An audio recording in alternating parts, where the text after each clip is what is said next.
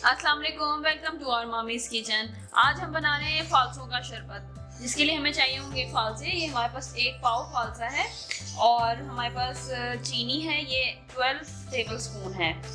1 गिलास में 2 टेबलस्पून चीनी डालनी है, तो ये 6 गिलास शरबत बनेगा हमारे पास। 12 टेबलस्पून हमारे पास चीनी है और 1 टीस्पून हमारे पास नमक है।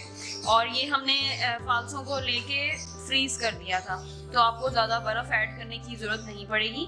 आप इसको डायरेक्टली ब्लेंडर में डालेंगे और थोड़ा सा पानी ऐड करके, ठंडा पानी यूज़ कर लें, उसको अच्छी तरह ग्राइंड करेंगे और फिर उसको हम छान लेंगे और उसमें बाकी का पानी ऐड कर लेंगे।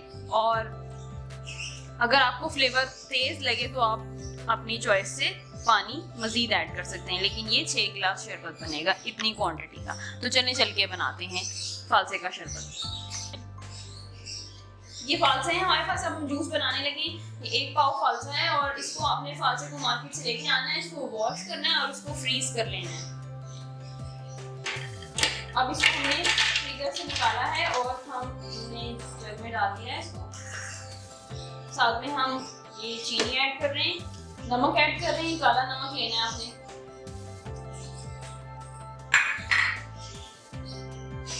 पानी ऐड करेंगे थोड़ा सा।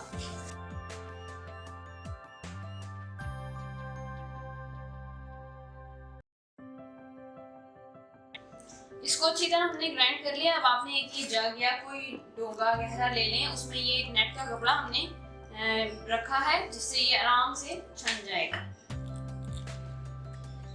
इसमें आपने पानी ऐड कर लेना है, तकरीबन 6 गिलास होना चाहिए ये जो टोटल जूस हमारे पास, तब इसका फ्लेवर सही रहेगा। और इसको आपने अच्छी तरह निचोड़ लेना है, तो इसका गूदा रह जाएगा और उसको आपने वेस्ट कर देना है, तो आपके पास जूस रेडी हो जाएगा। अभी मैं आपको इसको छान के इसका गूदा भी दिखाऊंगी।